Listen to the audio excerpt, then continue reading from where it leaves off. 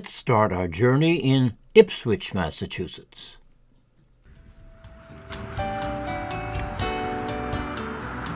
Ride by horse and carriage if you were leaving Boston and heading anywhere north.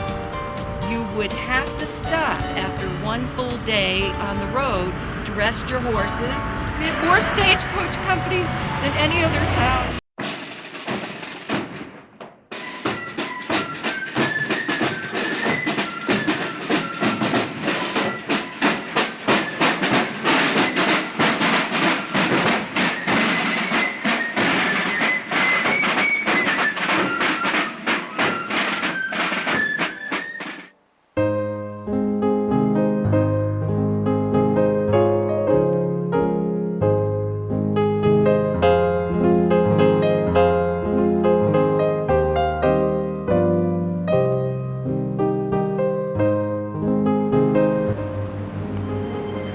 Hi, my name is Dave Welch, and I'm your host on the Let's Visit show. Pixie Video Productions has produced many travelogues around the world, including 4 continents and 17 islands. But today's show is going to be something special. Today we're going to visit my hometown, Ipswich, Massachusetts. Originally an Indian settlement called Agawam, arrangements were made with the local Indian chief Masconomet to establish a British colony here at the mouth of the Ipswich River. Having secured the blessing of Chief Masconomet, Massachusetts Governor John Winthrop commissioned his son to occupy these lands and establish the Earldom of Ipswich in 1634. The settlement once comprised Essex, Rowley, Hamilton, Georgetown, Newbury, West Newbury, Groveland, Bradford, Boxford, Topsfield, and Middleton. But today, 4 centuries later, the remaining 30 square miles is the town of Ipswich.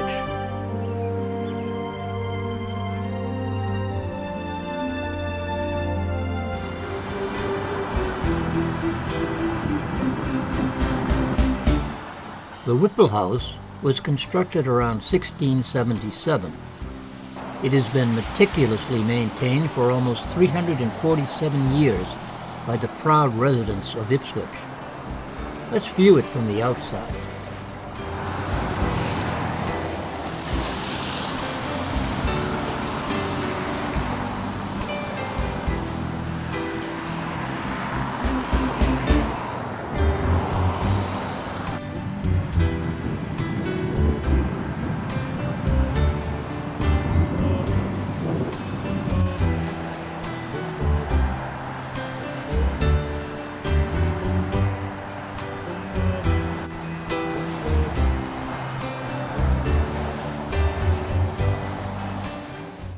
Welcome to the Whipple House.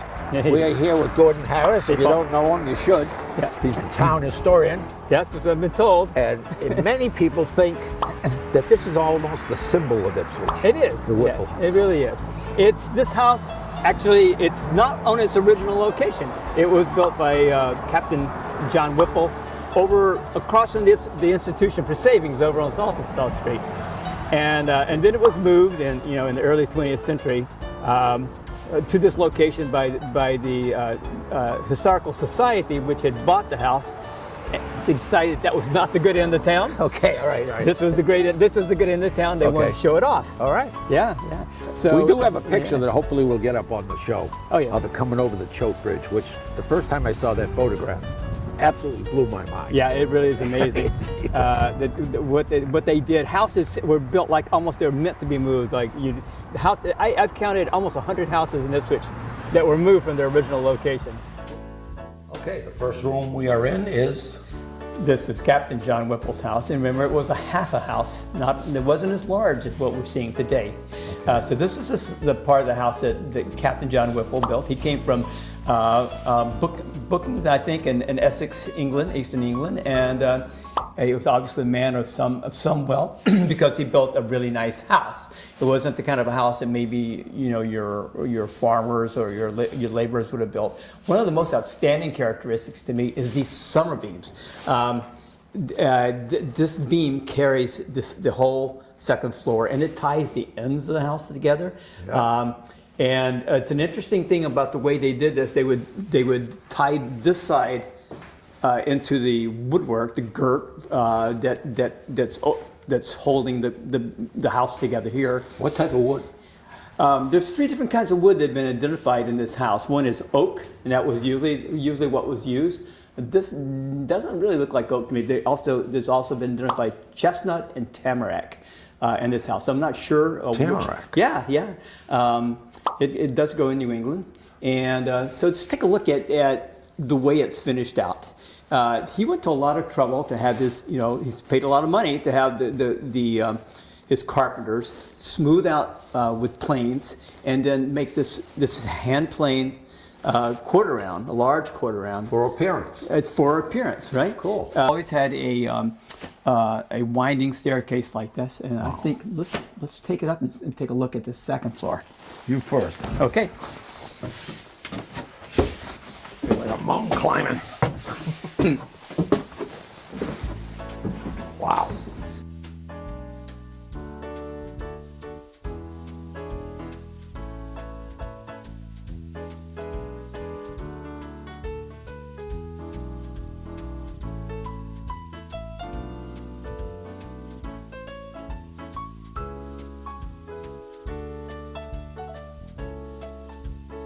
So this is the second floor of the Whipple house, and again we see a really massive summer beam with all the same wonderful carving, the quarter round. But there's something different. You see? Go on.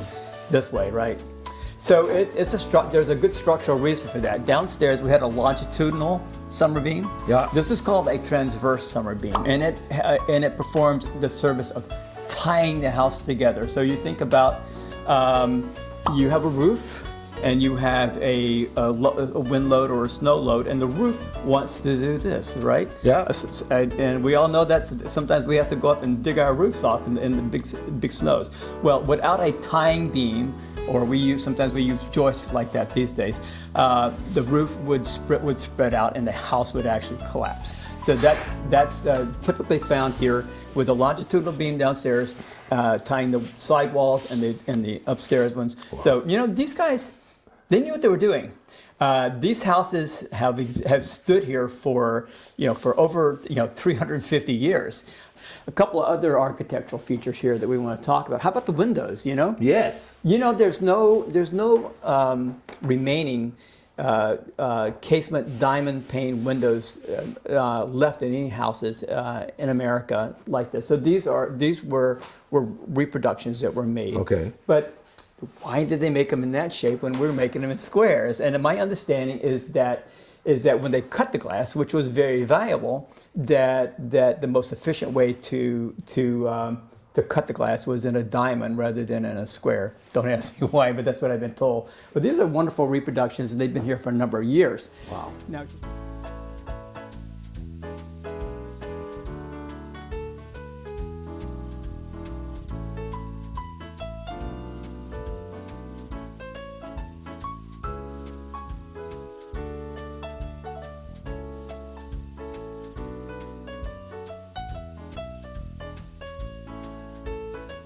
it is an amazing house. It's incredible. Quite an opportunity for me to yet again come in and be inside of a house that was built so many generations back and still standing today. And it is open to the public certain days. It is owned by the Ipswich Museum. Yep. And the museum is open during the summer. And I think anybody really wants to get the feeling of a really fine, one of the best examples of fine first period houses. Take advantage and come here for a tour. Everybody flocks to Williamsburg, and that's a century later, right? I was saying to somebody just the other day, it was an article in the Globe about how wonderful it is to go to Charleston. I've been there. Charleston's a lovely town, but there's a lot to see here in Ipswich. Yes, there is. That even people who grew up here, like yourself, haven't had the opportunity to see everything we have here to offer in our own little town. That's why. No, I learn something every time we get together. Right? So do I, Paul. But anyhow. Some years ago, the town of Ipswich celebrated its 375th birthday. a devoted team of volunteers was formed to build a replica of the 17th century Alexander Knight house. The team agreed to use only period tools, materials, and techniques.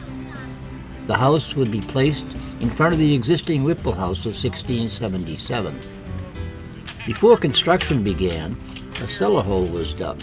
No, not with an excavator machine, but by manpower, as it would have been done in the 1600s.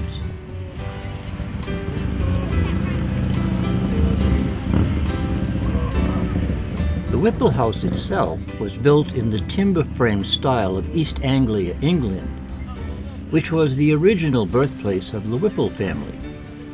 Captain John Whipple constructed the left half of the home in 1677, and the right half was added in 1710.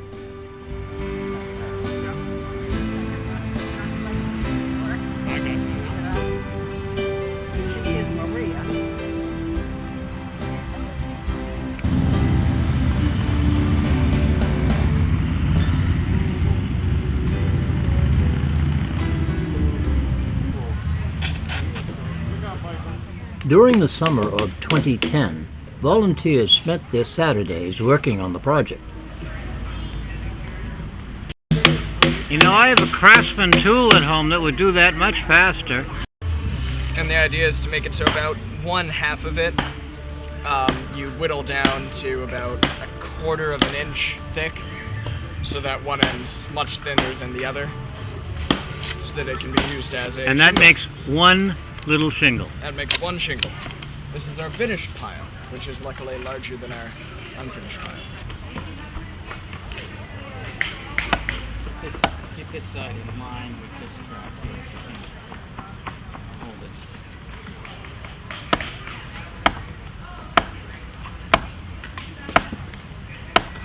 Big one.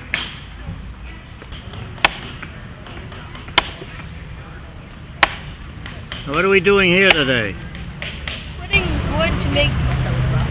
You're just making this up so he can finish it. So you're making shakes? We're making shakes, yeah. Very rough they are too. And you're very smart, letting the young guy do all the work. You do the holding. I like that.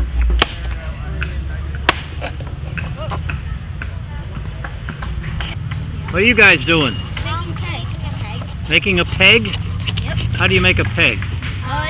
You take a piece of wood like like what Hayden's doing. Like over here. All right, wait a minute. strip off all the bark, and then you Bring it try, over here. and then with this you kind of make it into like a circle shape, like the pegs that are behind him. Yeah. All right, let's look at the pegs like this. Cool. First you put the peg here, then you put your foot on here to tighten it. Yeah. And so then the peg stays in place, and then you smooth it out. And try not to cut your finger off. Yep. Yep.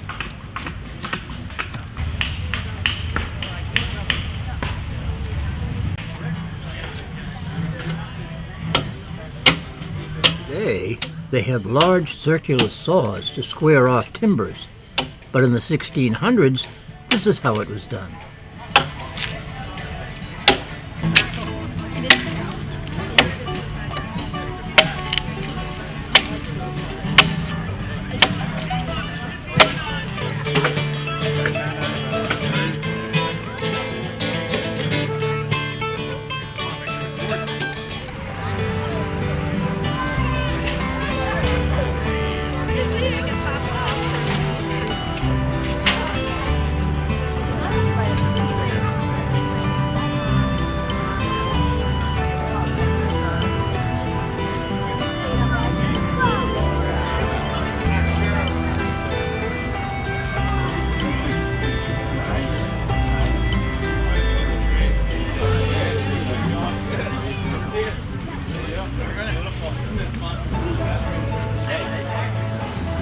What you making? I think we're making like pegs. Pegs. Yeah. Cool. They're like the nails. Yeah.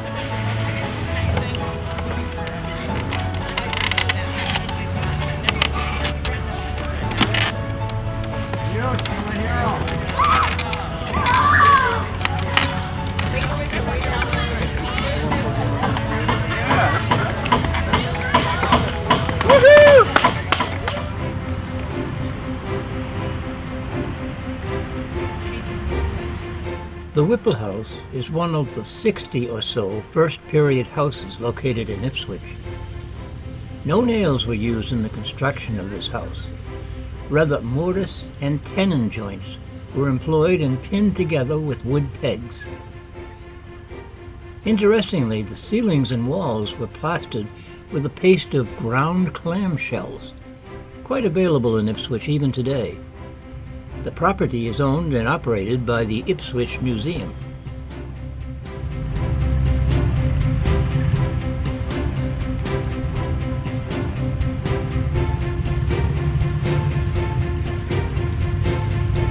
The new 17th century style rebuild of the Alexander Knight House is built on a stone foundation with a cellar hole for root vegetable storage.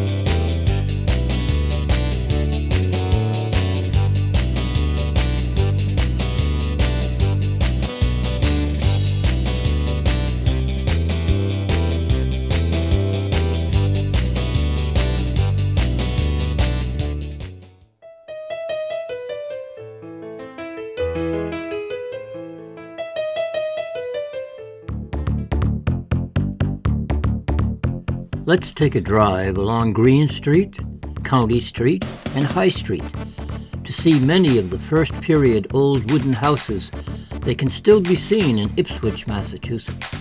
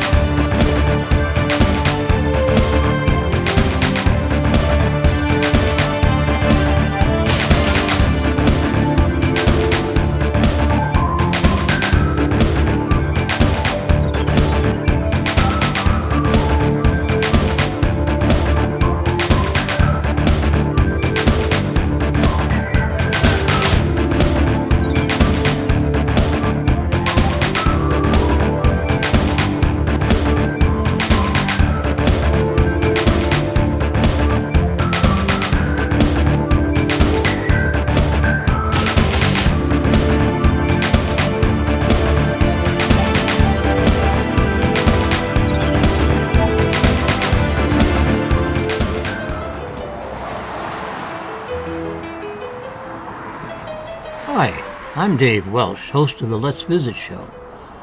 Today we're going to look at part one of Massachusetts houses built in the 1600s and still standing today. So let's visit the town of Rowley on the Massachusetts North Shore. Here we find the Platts Bradstreet House, built in 1677. They are celebrating their Christmas open house.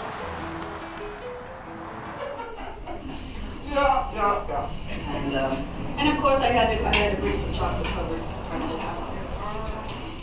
Colonial houses of this era were built of wood. Each room had a fireplace, and the rooms were small with low ceilings to keep the heat in.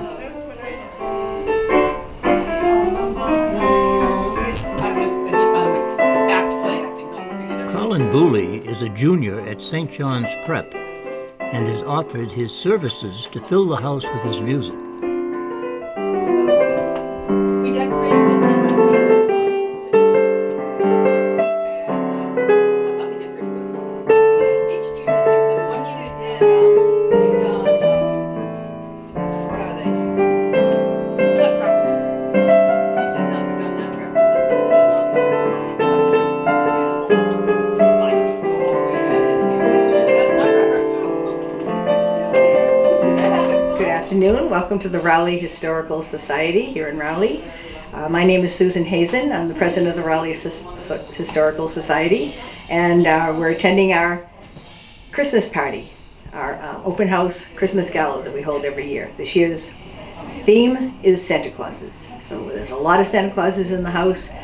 It's kind of ironic that we're celebrating Christmas in this house, and that we all know the Puritans did not celebrate Christmas. It was actually illegal for the Puritans to celebrate Christmas. They would be fined if they celebrated Christmas. But our logic is someone owned this house until 1900, so someone celebrated Christmas in this house, and we celebrate with you here today based on that logic. So the Puritans, did you know that the Puritans didn't celebrate Christmas? They came here for religious reasons. They were adamantly abiding by what was written in the Bible, and nowhere in the Bible apparently is December 25th listed as Christmas. Therefore, they were against it and they did not celebrate it. We had a speaker here in September who did the evolution of Christmas from 1600 to 2000, and he said Christmas didn't really catch on again until about the Civil War, which was interesting. And then he had, that's how we happen to do the Santa Claus theme today. He had pictures of the original Santa Clauses, which looked to me a little bit more like a leprechaun than Santa Claus, thank you. But it was Thomas Nash, who's an illustrator, who kind of drew pictures of the Santa Claus as we know it, and Charles Dickens, who wrote the Christmas Carol, and the night before, Clement Moore, I believe, who wrote The Night Before Christmas, and that became the Christmas model that we know today. Communities. The slaughtered lamb and a reverend from Yorkshire, a Chinese 60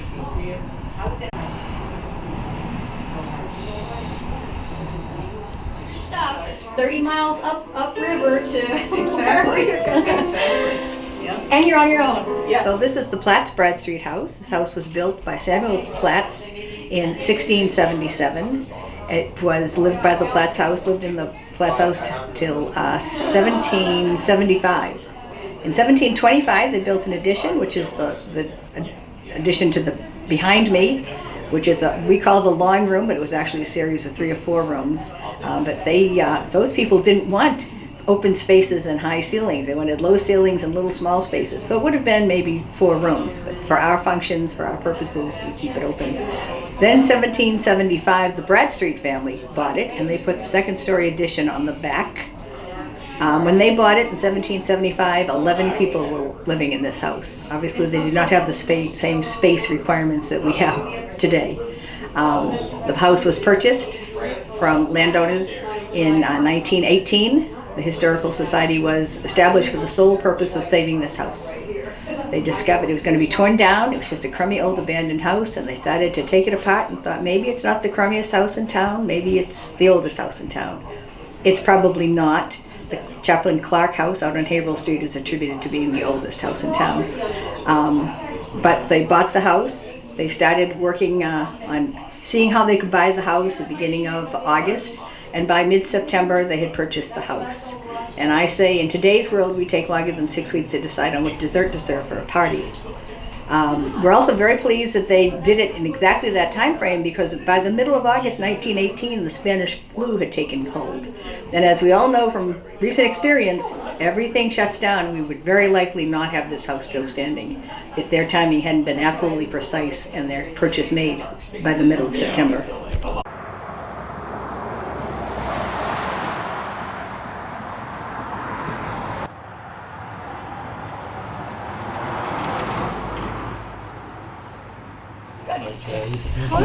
So this is the barn. This is the We have some gentlemen taking some pictures. He'd like to talk to you and learn about items. Right there. This is my area. It's bigger than the house. Yes, it is. You were Hazen? No. No, okay. Wow. 1775 or something? Yeah, it's from Derry, New Hampshire. So this barn came from Derry, New Hampshire. Okay. The original barn was in disrepair at one time, and pieces were sold off. And they somewhere on Weathersfield Street, I believe they're in a barn there. And the society was looking to put up a new post and beam structure.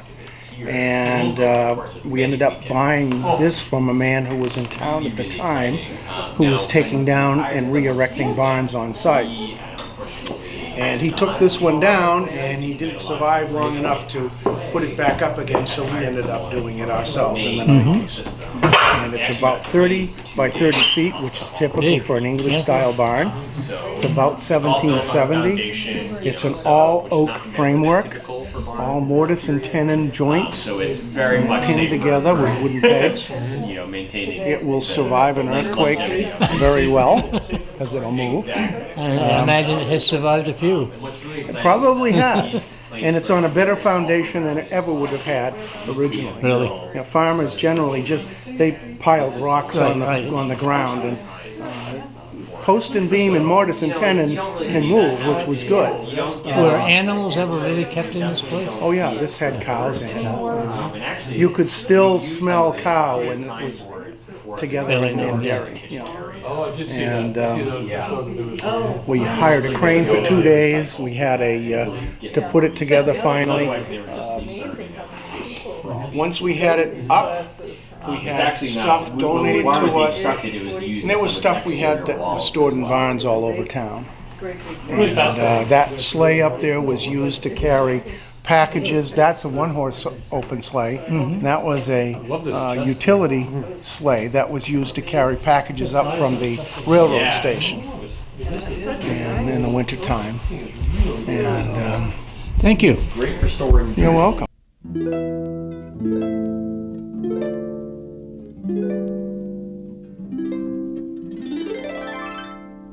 Can be profitable, but not so much nowadays, because this area in particular has been harvested. And there's red tide, which closes flats. Yeah, right. But used to be a great job. For many years, you would know. She's the president of this organization. Yeah. So, Okay. we also have a number of high schools. Stuff we enjoy, the Bruni project and all of that's going on with that. Yeah, especially things like